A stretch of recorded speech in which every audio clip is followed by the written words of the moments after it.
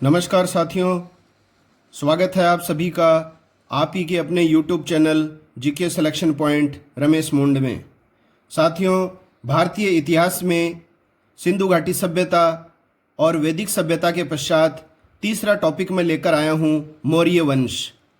मौर्य वंश के भाग 1 में आज हम पढ़ेंगे साथियों चंद्रगुप्त मौर्य और बिंदुसार के बारे में। सभी प्रतियोगी परीक्षाओं के लिए उपयोगी अध्याय है ये मौर्य वंश।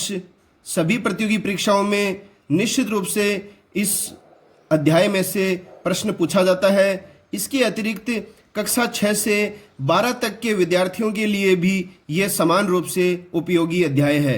अगर वीडियो पसंद आए साथियों तो इसे लाइक अवश्य कीजिएगा, अपने सोशल मीडिया के फ्रेंड्स को और ग्रुप्स में शेयर ज़रूर कीजिएगा, और अगर आपने अभी तक चैनल को सब्सक्राइब नहीं किया है तो इसे सब्सक्राइब कर लें और सब्सक्रिप्शन के आगे जो घंटी वाला आइकन है उसको दबा दीजिए ताकि मेरे द्वारा जितने भी वीडियोस प्रस्तुत किए जाएंगे उनके नोटिफिकेशन आप तक सबसे पहले पहुंच सकें। तो शुरुआत करते हैं मौर्य राजवंश की, और मौर्य वंश के अंतर्गत हम सबसे पहले पढ़ेंगे चंद्रगुप्त मौर्य के बारे में। मौर्य वंश के संस्थापक थे साथियों चंद्रगुप्त मौर्य, और चंद्रगुप्त मौर्य का शासनकाल था 322 से 298 ईसा पूर्व। तो देखिए चंद्रगुप्त मौर्य के संदर्भ में जितनी भी बातें बनती हैं वो सारे के सारे बिंदु जो हैं वो मेरे द्वारा आप तक पहुंचाए गए हैं। तो देखिए, प्रथम भारतीय राजा जिसने उत्तरी भारत को राजनीतिक रूप से एकबद्ध किया। ये इंपॉर्टेंट प्रश्न है। प्रथम राजा या सम्राट जिसने उत्तरी भारत को राजनीतिक रूप से एकता के सूत्र में बांधा वो था चंद्रगुप्त मौर्य। विंध्याचल की सीमा से आगे तक अपने राज्य का इसने विस्तार किया था। उत्तर व दक्षिण को एक ही सार्वभौम शासक की छत्र छाया में ये लेकर आया। यह प्रथम भारतीय सम्राट था जिसने बृहत्तर भारत पर अपना शासन स्थापित किया।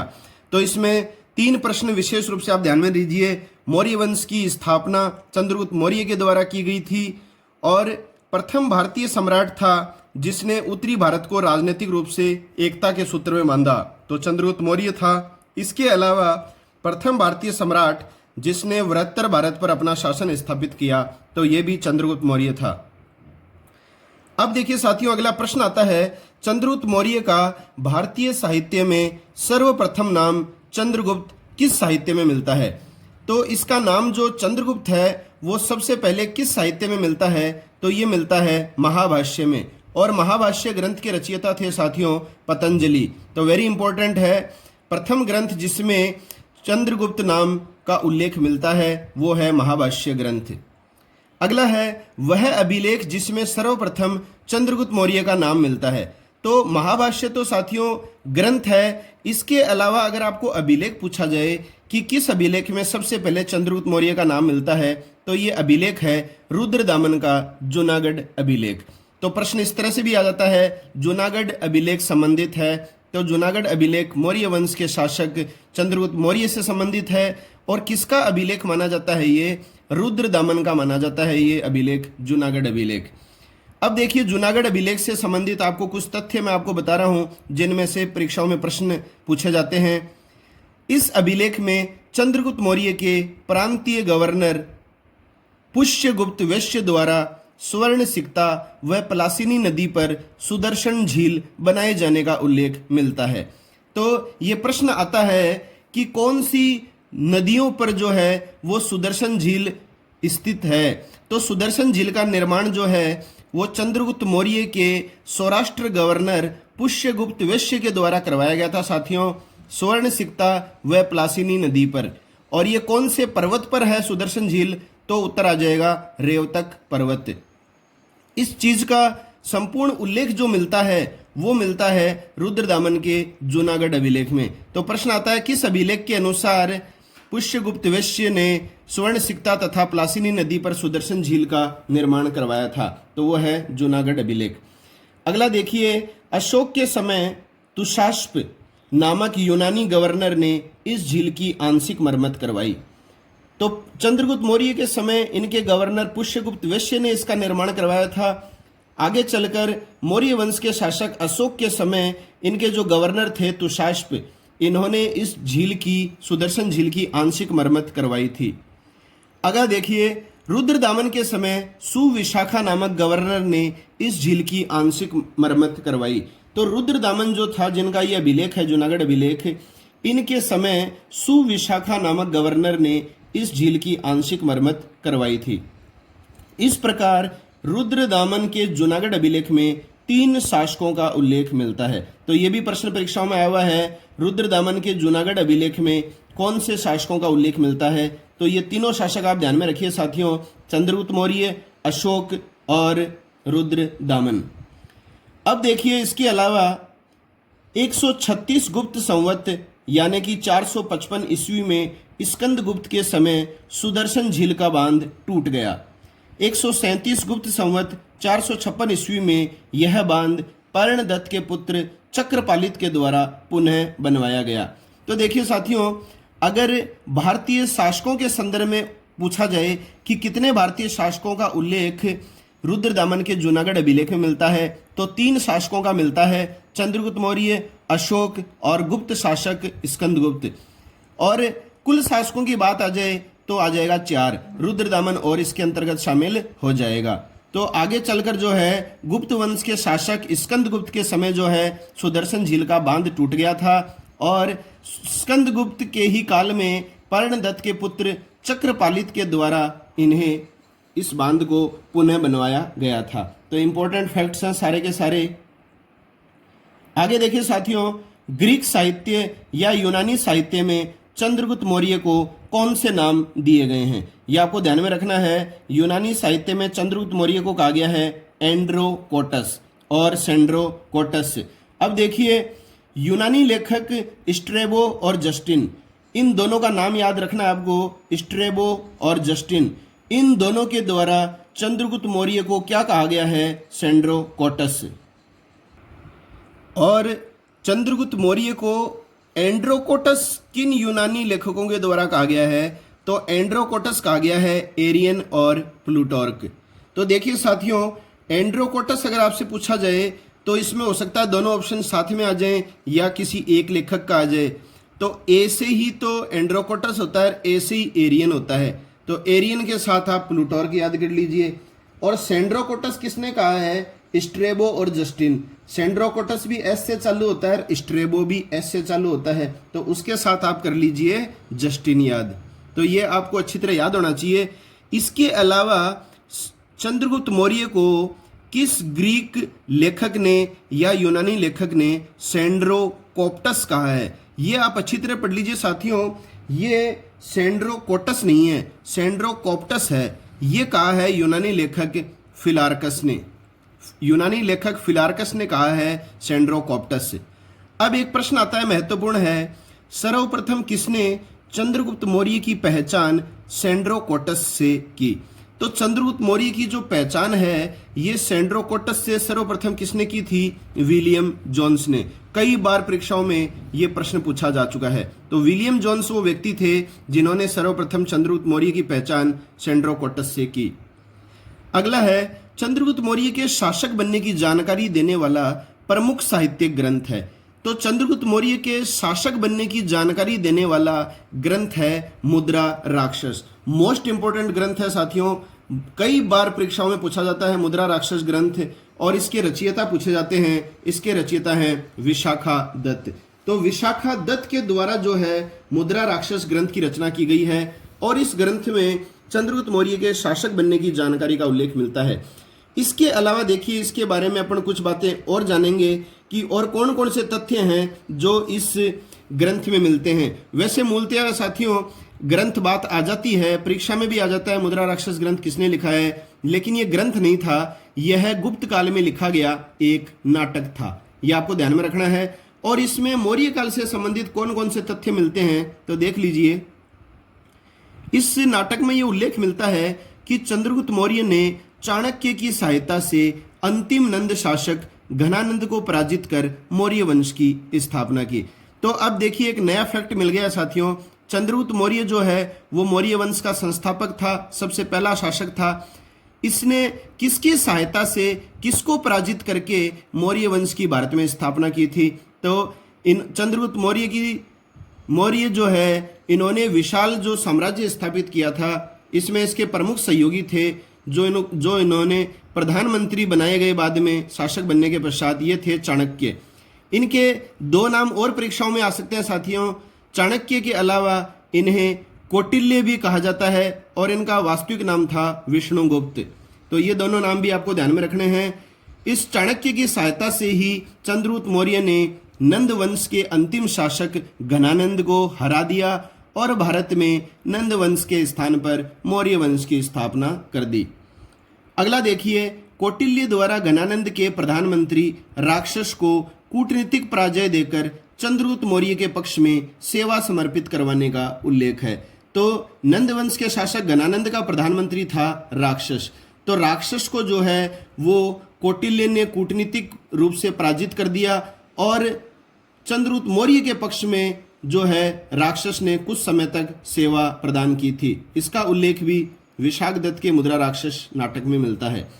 इसके अलावा देखिए साथियों, मुद्रा राक्षस नाटक में चंद्रगुप्त मौर्य को निम्न कुल का वृषल बताया गया है। यह आपको विशेष ध्यान में रखना है। कई बार प्रश्न आता है, ये चंद्रगुप्त मौर्य के लिए वृषल शब्द का प्रयोग मिलता है। तो वृषल का सामान्य अर्थ होता है निम्न कुल, और वृषल शब्द का प्रयोग जो है वो मुद्रा राक्षस नाटक में मिलता है। और ये किस तरह का नाटक है? ये जासूसी नाटक है और इसमें कोई नायिका नहीं है। यह नायिका विहीन नाटक है। तो ये सारी की सारी बातें साथियों आपको याद होनी चाहिए। तथ्यों के रूप में कुछ भी पूछा जा सकता है। अगला है ब्राह्मण साहित्य। ब्राह्मण साहित्य जो लिखा गया उसमें चंद्रगुप्त मौर्य को क्या माना गया है साथियों? शूद्र माना गया है। अच्छी तरह आप ध्यान में रख लीजिए, मुद्रा राक्षस नाटक में इसको निम्न कुल का माना गया है, क्योंकि स्पष्ट उल्लेख कहीं नहीं मिलता है कि ये चंद्रगुप्त मौर्य जो था ये किस वर्ण का था। तो ब्राह्मण साहित्यों में इसको माना गया है शूद्र। बौद्ध धर्म और जैन धर्म से संबंधित जितना भी साहित्य लिखा गया उसमें इसको माना गया है क्षत्रिय। और ग्रीक या यूनानी साहित्यकारों ने इसे निम्न कुल का नहीं बताया साथियों, ये आप ध्यान में रखना। ग्रीक तथा यूनानी साहित्य में इसे चंद्रगुप्त मौर्य को निम्न कुल का नहीं माना गया है, बल्कि निम्न परिस्थितियों में जन्मा हुआ बताया गया है। तो आपको ये बात विशेष रूप से ध्यान में रखनी है कि चंद्रगुप्त मौर्य को शूद्र जो बताया है वो ब्राह्मण साहित्य ने बताया है, क्षत्रिय जो बताया गया है वो बौद्ध और जैन साहित्य में बताया गया है, और यूनानी साहित्यकारों ने क्या बताया है? इसको निम्न परिस्थितियों में जन्मा हुआ बताया है, न कि निम्न कुल का बताया है। यह कथन कई बार परीक्षाओं में पूछा जाता है। अब देखिए वो कौन इतिहासकार है जिसने चंद्रगुप्त मौर्य को ईरानी माना है? तो इसको चंद्रगुप्त मौर्य को ईरानी मानते हैं इतिहासकार स्फूनर। यह भी इंपॉर्टेंट है। अब देखिए महावंश के अनुसार क्या कहा गया है? कौटिल्य ने चंद्रगुप्त मौर्य को जम्बू द्वीप, जो भारत का प्राचीन नाम था, का शासक बनाया। तो चंद्रगुप्त मौर्य को कौटिल्य के द्वारा जम्बू द्वीप का शासक बनाया गया। इसका उल्लेख मिलता है महावंश में। अगला आता है, किस यूनानी लेखकों के अनुसार चंद्रगुप्त मौर्य ने 6 लाख की सेना लेकर संपूर्ण भारत को रौंद डाला? ये कथन निश्चित रूप से परीक्षाओं में पूछा जाता है। आपने भी पढ़ा होगा कि वो कौन सा यूनानी लेखक है जिसने कथन दिया था कि चंद्रगुप्त मौर्य ने 6 लाख की सेना लेकर पूरे भारत को रौंद डाला। तो ये देखिए साथियों, 2 यूनानी लेखकों के द्वारा दिया गया कथन है। आपकी परीक्षा में किसी का भी नाम आ सकता है, तो वो हैं जस्टिन और प्लूटार्क। आपकी याद आ गया होगा, प्लूटार्क वो लेखक है जिसने चंद्रगुप्त मौर्य को एंड्रोकोटस कहा है, और जस्टिन वो लेखक है जिसने चंद्रगुप्त मौर्य को सेंड्रोकोटस कहा है। इन दोनों यूनानी लेखकों ने चंद्रगुप्त मौर्य की सिकंदर से भेंट का उल्लेख भी किया है। तो जस्टिन और प्लूटार्क आपको याद रखने हैं, क्योंकि यही 2 यूनानी लेखक हैं जिन्होंने चंद्रगुप्त मौर्य और सिकंदर दोनों की भेंट का उल्लेख किया है। अब देखिए साथियों, एक प्रश्न परीक्षाओं में आता है और मोस्ट इंपोर्टेंट प्रश्न है, वो ये है कि चंद्रगुप्त मौर्य के द्वारा पराजित किया गया सीरिया का ग्रीक शासक कौन था? तो चंद्रगुप्त मौर्य के द्वारा पराजित किया गया सीरिया का जो ग्रीक शासक था वो था सेल्यूकस निकेटर। और सेल्यूकस निकेटर कौन था? यह सिकंदर के पूर्वी प्रांतों सीरिया व बेबीलोन का गवर्नर था। तो सीरिया और बेबीलोन का गवर्नर बना रखा था इसको सिकंदर महान ने। तो इसका जो था गवर्नर था ये सिकंदर का सेल्यूकस निकेटर। और 305 ईसा पूर्व में जो है इसकी मुठभेड़ हुई थी चंद्रगुप्त मौर्य के साथ, और चंद्रगुप्त मौर्य ने इसे पराजित किया था। यह सिकंदर के सपने को पुनः साकार करने में असफल रहा। तो कौन सिकंदर के सपने को पुनः साकार करने में असफल रहा? Seleucus Nicator. देखिए साथियों, इस युद्ध में जो विजय है वो चंद्रगुप्त मौर्य की हुई थी। हालांकि ये युद्ध जो है वो संधि के तहत ही समाप्त कर दिया गया था। पलड़ा पूरी तरह से चंद्रगुप्त मौर्य का प्रभावी था। तो दोनों के मध्य संधि हुई थी, और इस संधि के तहत कौन से प्रावधान किए गए ये आपको परीक्षाओं में सबसे ज्यादा पूछा जाता है।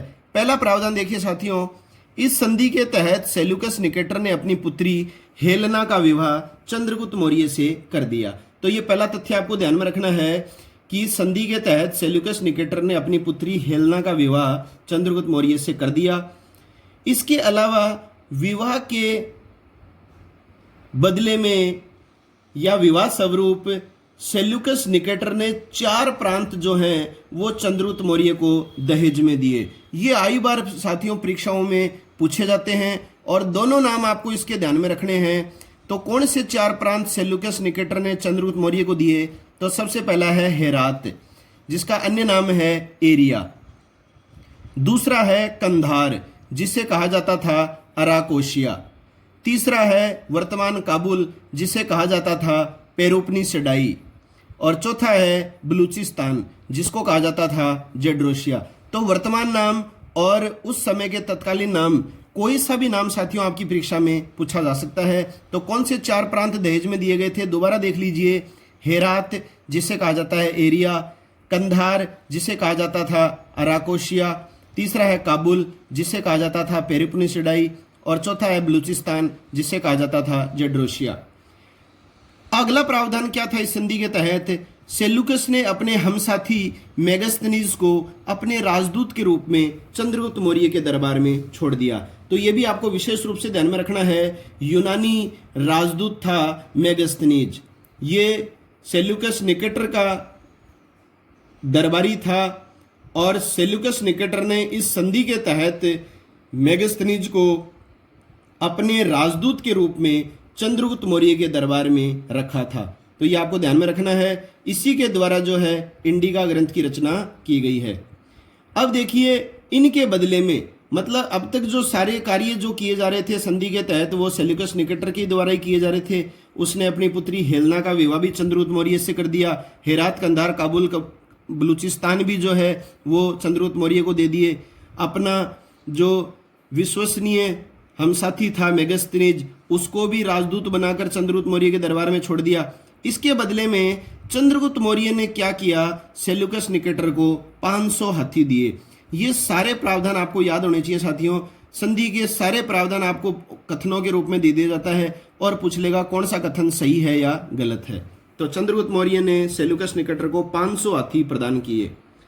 अब देखिए, ये जो युद्ध हुआ था सेल्यूकस निकेटर और चंद्रगुप्त मौर्य के मध्य, और बाद में संधि हुई, इसका वर्णन किसने किया है? तो इसका वर्णन किया है एपियानस ने। यूनानी लेखक एपियानस के द्वारा इन दोनों के मध्य युद्ध तथा संधि का वर्णन किया गया है। अब प्रश्न आता है कि हेलेना और चंद्रगुप्त मौर्य के मध्य विवाह हुआ, और इस विवाह के संबंध का वर्णन जो है वो किसने किया है? तो वैवाहिक संबंध का वर्णन करता है यूनानी लेखक स्ट्रैबो। ये आपको ध्यान में रखने साथियों, मोस्ट इंपॉर्टेंट है सभी।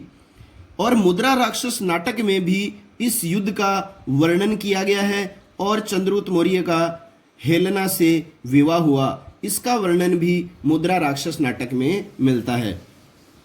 अगला है, चंद्रगुप्त मौर्य ने उत्तर पश्चिम में हिंदुकुश पर्वत तक अपनी सीमा का विस्तार कर सर्वप्रथम भारत की वैज्ञानिक सीमा को प्राप्त किया। तो देखिए साथियों, ये मोस्ट इंपॉर्टेंट प्रश्न है कि भारतीय इतिहास का प्रथम शासक जिसने भारत की वैज्ञानिक सीमा को प्राप्त किया तो वो है चंद्रगुप्त मौर्य। और इस सीमा को प्राप्त करने के लिए 18वीं तथा 19वीं शताब्दी में अंग्रेज भी संघर्षरत रहे। मतलब जो चीज प्राप्त करने के लिए अंग्रेज भी संघर्षरत रहे थे वो चीज चंद्रगुप्त मौर्य प्राप्त कर चुका था। ये कथन है साथियों, ये कथन दिया गया है विंसेंट स्मिथ के द्वारा। तो ये कथन इस तरह से भी आ सकता है कि चंद्रगुप्त मौर्य ने उत्तर पश्चिम में हिंदू कुश पर्वत तक अपनी सीमा का विस्तार किया, या फिर आ सकता है चंद्रगुप्त मौर्य प्रथम शासक था जिसने भारत की वैज्ञानिक सीमा को प्राप्त किया, जिससे 18वीं 19वीं शताब्दी में प्राप्त करने के लिए अंग्रेज भी संघर्ष रहे। तो कोई सा भी कथन आ जाए, इनका दो कथन भी बना सकता है, एक कथन के रूप में भी दे सकता है। उत्तर हमेशा आएगा विंसेंट स्मिथ ने यह कथन दिया है। अगला देखिए, चंद्रगुप्त मौर्य ने प्रारंभिक साम्राज्य विस्तार में किस शासक से सहायता प्राप्त की थी? तो अपना प्रारंभिक साम्राज्य विस्तार करने के लिए चंद्रगुप्त मौर्य को सहायता प्रदान की थी साथियों हिमालय क्षेत्र के पवर्तक नामक शासक ने। तो हिमालय के शासक थे ये पवर्तक। ये भी आपकी परीक्षाओं में पूछा जा चुका है प्रश्न कि किसकी सहायता से चंद्रगुप्त मौर्य ने अपने साम्राज्य का प्रारंभिक विस्तार किया था? तो हिमालय के पवर्तक नामक शासक के सहायता से। अगला है, किस ग्रंथ के अनुसार चंद्रगुप्त मौर्य ने जैन धर्म स्वीकार किया?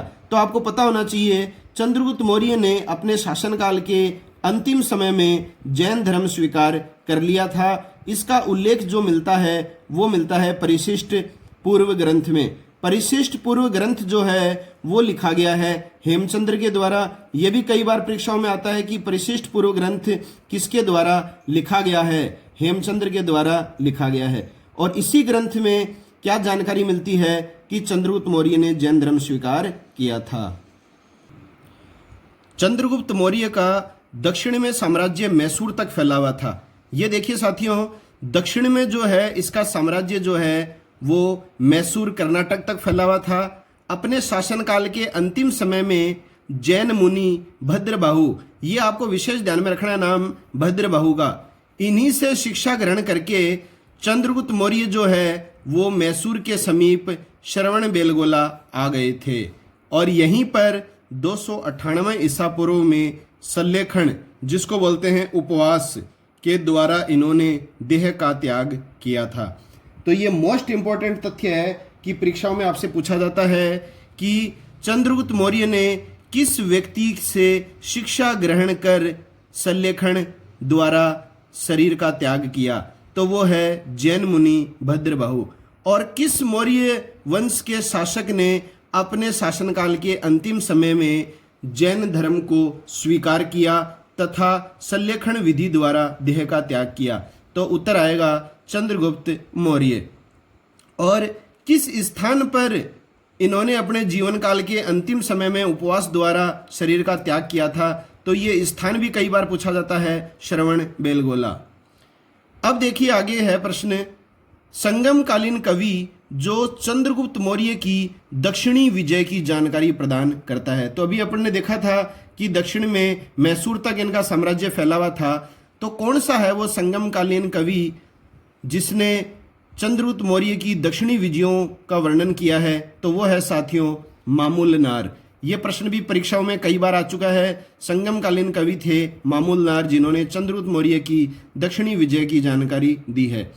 इसके अलावा देखिए साथियों, दो ग्रंथ हैं एहनानूर और मुरनानूर। अगर आपको कवि के बारे में पूछे तो उत्तर आ जाएगा मामूलनार। अगर आपको तमिल ग्रंथ पूछे तो दो ग्रंथ हैं जिनमें चंद्रगुप्त मौर्य की दक्षिणी विजय की जानकारी मिलती है, वो आपको ध्यान में रखने हैं, एहनानूर और मुरनानूर। अब देखिए, चंद्रगुप्त मौर्य के शासन के अंतिम समय में मगध में 12 वर्षों तक भीषण अकाल पड़ा। तो इसके शासनकाल के अंतिम 12 वर्षों में मगध में भीषण अकाल पड़ा था। इसकी पुष्टि जो है वो जैन ग्रंथों से होती है। यह आप ध्यान में रखिए, इस बात की जो पुष्टि है कि भीषण अकाल पड़ा लगातार 12 वर्ष तक, इसकी पुष्टि कहाँ से होती है? जैन ग्रंथों से होती है। अब देखिए, महास्थान सहागोरा, ये दो अभिलेख हैं जिनसे हमें चंद्रगुप्त मौर्य के द्वारा अकाल से निपटने के प्रबंधों की जानकारी मिलती है।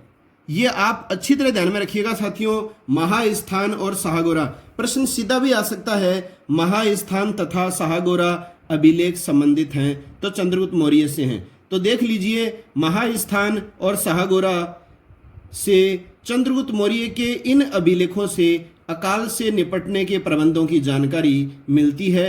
इसके अलावा महास्थान जो अभिलेख है वहाँ से बंगाल विजय की पुष्टि होती है। इसके अलावा चंद्रगुप्त मौर्य ने काकनी मुद्रा का भी प्रचलन किया था। काकनी मुद्रा का जो उल्लेख है वो भी महास्थान अभिलेख से मिलता है। तो साथियों, ये सारी की सारी जानकारियां जो हैं वो आपको स्पष्ट रूप से याद होनी चाहिए। अब देखिए चंद्रगुप्त मौर्य के विजयी अभियान, तो इसमें है पंजाब विजय। 322 ईसा पूर्व में चंद्रगुप्त मौर्य ने जनवरी 323 ईसा पूर्व में सिकंदर की मृत्यु पश्चात पंजाब पर अधिकार कर लिया। तो सिकंदर की मृत्यु के पश्चात चंद्रगुप्त मौर्य ने पंजाब पर अधिकार कर लिया। और पंजाब पर किन का शासन था साथियों? यह शासन था यूनानियों का। पंजाब विजय की पुष्टि सिकंदर के सेनापतियों के बीच हुई 321 ईसा पूर्व में साम्राज्य विभाजन की ट्रीपेडेरिसस, ये संधि है, ट्रीपेडेरिसस संधि से होती है।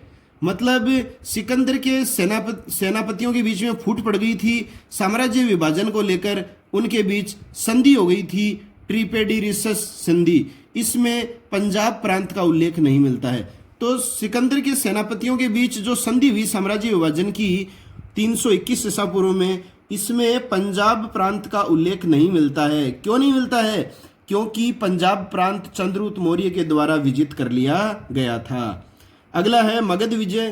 पंजाब विजय के बाद 322 ईसा पूर्व में ही चंद्रगुप्त मौर्य ने अंतिम नंद शासक अग्रमिज, इसका नाम जैसे तो ज़्यादातर परीक्षाओं में धनानंदी आता है, लेकिन आप ये भी ध्यान में रखिए इसका नाम अन्य नाम है अग्रमिज, को हराकर मगध को जीता। और किसकी सहायता से नंद शासक घनानंद या अग्रमिज को हराया? तो इससे आप सभी परिचित हैं, वो हैं चाणक्य, कौटिल्य, विष्णुगुप्त। एक ही व्यक्ति हैं ये तीनों।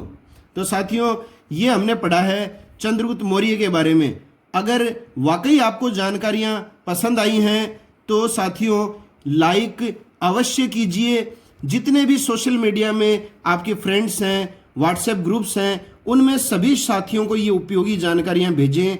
और चैनल को अभी तक अगर सब्सक्राइब नहीं किया है तो सब्सक्राइब कर दें, और सब्सक्राइब के आगे जो घंटी वाला बटन है उसको निश्चित रूप से दबाएं, ताकि मेरे द्वारा जितने भी वीडियोस आपके बीच में आगामी दिनों में प्रस्तुत किए जाएं उनके नोटिफिकेशन सबसे पहले आप तक पहुंच सकें। अब इसके बाद में अपन बात करेंगे दूसरे शासक इसके इस वंश के हुए हैं चंद्रगुप्त मौर्य के पुत्र बिंदुसार। तो बिंदुसार का शासनकाल था 298 से 273 ईसा पूर्व। जिस तरह से अपने शासनकाल के अंतिम समय में बिंदुसार जो चंद्रगुप्त मौर्य थे वो जैन धर्म के अनुयायी बन गए थे, जैन धर्म स्वीकार कर लिया था उन्होंने भद्रबाहु से शिक्षा ग्रहण करके। उसी तरह से देखिए साथियों, अगर बिंदुसार के संदर्भ में आपसे पूछा जाए धर्म संबंधी बात, तो बिंदुसार जो है वो आजीवक धर्म के अनुयायी थे। यह आपको ध्यान में रखना है, बिंदुसार आजीवक धर्म के अनुयायी थे और चंद्रगुप्त मौर्य के पुत्र थे। अब देखिए इनका उपनाम जो है वो आपको परीक्षाओं में पूछा जाता है। ग्रीक लेखों में जितने भी यूनानी लेख हैं उन लेखों में इनको कहा गया है एमित्रघात या एमित्रोकेट्स। तो एमित्रघात या एमित्रोकेट्स ये जो नाम है ये बिंदुसार को दिए गए हैं ग्रीक लेखों में। इसके अलावा देखिए साथियों, वायु पुराण में जो है बिंदुसार का नाम मिलता है मद्रसार।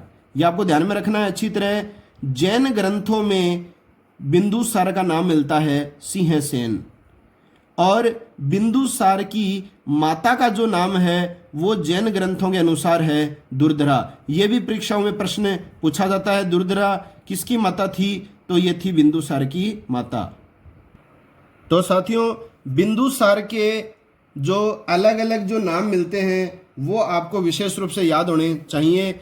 अब देखिए एमित्रघात जो है वो हमने पढ़ा कि ग्रीक लेखों में इसको अमित्र घात का कहा गया है, तो संस्कृत ग्रंथ और फ्लीट महोदय ने इसको विशेष रूप से नाम दिया है अमित्र घात का।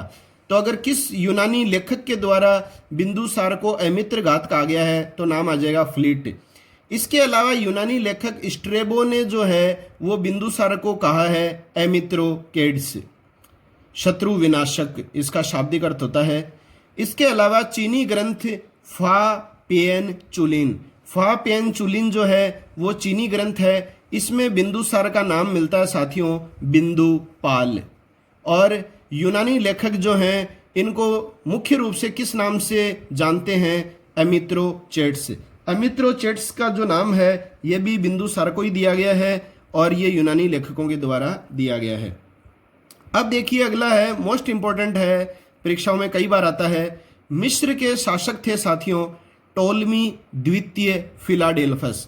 मिस्र के शासक का नाम था टोलमी द्वितीय फिलाडेल्फस और टोलमी द्वितीय फिलाडेल्फस ने डायनोसिस नामक राजदूत बिंदुसार के पास भेजा था। तो मिस्र के शासक टोलमी द्वितीय फिलाडेल्फस ने अपने किस विश्वसनीय दूत को बिंदुसार के दरबार में भेजा, तो वो है डायनोसिस। और इसका उल्लेख जो है वो यूनानी लेखक प्लिनी करते हैं। तो प्लिनी के अनुसार मिस्र के शासक ने डायनोसिस नामक राजदूत बिंदुसार के दरबार में भेजा। अब देखिए सीरिया के शासक एंटियोकस प्रथम ने डायमेक्स नामक दूत भेजा।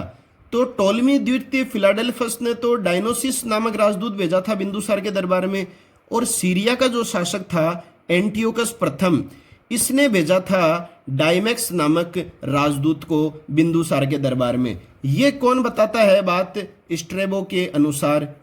अब देखिए यूनानी लेखक थे एथीनियस।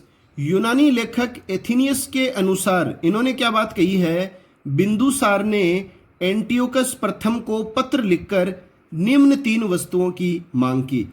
तो बिंदुसार ने जो है वो एंटियोकस प्रथम से 3 वस्तुओं की मांग की थी, एक तो मदिरा, सूखी अंजीर और दार्शनिक।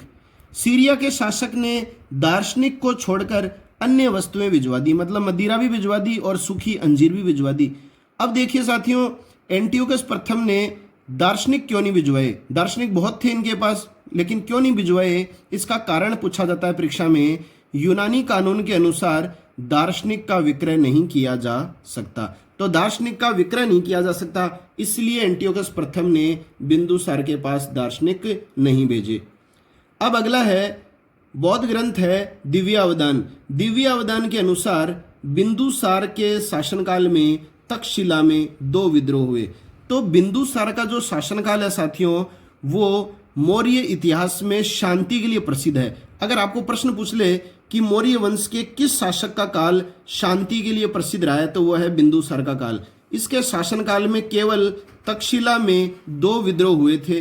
प्रथम बार अशोक को भेजा गया था विद्रोह का दमन करने के लिए, और दूसरी बार इसने अपने पुत्र सुसीम को भेजा। तो पहले अपने पुत्र अशोक को भेजा और दूसरी बार इसने अपने पुत्र सुसीम को भेजा। तो आपको ये पता चल चुका है कि बिंदुसार का जो शासनकाल है वो शांति के लिए प्रसिद्ध है, और तक्षशिला में जो है केवल 2 छोटे मोटे विद्रोह हुए थे इसके काल में। पहली बार इसने अपने पुत्र अशोक को भेजा और दूसरी बार सुसीम को भेजा। अब देखिए चाणक्य के बारे में मैं आपको 1-2 बात बता रहा हूं यहाँ पर साथियों।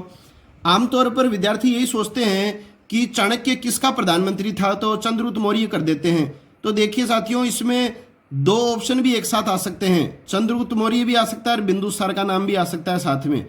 तो चाणक्य जो था वो बिंदुसार का भी प्रधानमंत्री था, और चाणक्य के बाद जो है बिंदुसार का प्रधानमंत्री बना था राधा गुप्त। तो बिंदुसार के प्रारंभिक जो प्रधानमंत्री थे वो चाणक्य थे, उसके बाद में राधा गुप्त प्रधानमंत्री बने। और ये इंपॉर्टेंट प्रश्न है, बिंदुसार की सभा में 500 सदस्यों वाली एक मंत्री परिषद थी। ये कथन आता है कि किस शासक की सभा में 500 सदस्यों वाली एक मंत्री परिषद थी, तो वो थी बिंदुसार की सभा में। और इस मंत्री परिषद का प्रधान कौन था, तो वो था साथियों खल्लाटक। यह आपको विशेष ध्यान में रखना है, मंत्री परिषद का प्रधान किसको बनाया गया था बिंदुसार के द्वारा, खल्लाटक को। तो यह है साथियों मौर्य वंश का भाग प्रथम, जिसके अंतर्गत हमने शासकों के बारे में चर्चा की थी, चंद्रगुप्त मौर्य और बिंदुसार। अगर साथियों आपको ये वीडियो पसंद आया है तो अधिक से अधिक लाइक, शेयर और सब्सक्राइब जरूर करें। और साथियों अगर आप किसी भी प्रतियोगी परीक्षा की तैयारी कर रहे हैं, चाहे आप आरएस की तैयारी कर रहे हो, आईएएस की तैयारी कर रहे हो, चाहे आप शिक्षक भर्ती first grade, second grade, REET की तैयारी कर रहे हो, पटवारी, Rajasthan police, Delhi police, SSC, railway, सभी प्रतियोगी परीक्षाओं में ये टॉपिक अनिवार्य रूप से पूछा जाता है। चाहे आप फर्स्ट ग्रेड इतिहास की तैयारी कर रहे हो, सब्जेक्ट की तैयारी भी कर रहे हैं, तो जितने भी वीडियोस मैंने इतिहास से संबंधित अपने चैनल पर डाल रखे हैं और आगे भविष्य में डालूंगा, अगर साथियों आपने इतिहास से संबंधित ये वीडियो देख लिए हैं तो प्रश्न फर्स्ट ग्रेड में भी बाहर से नहीं जाएगा, ये मैं आपको निश्चित दावे के साथ कह रहा हूं। तो मिलते हैं नेक्स्ट वीडियो के साथ, तब तक के लिए जय हिंद, जय भारत, वंदे मातरम।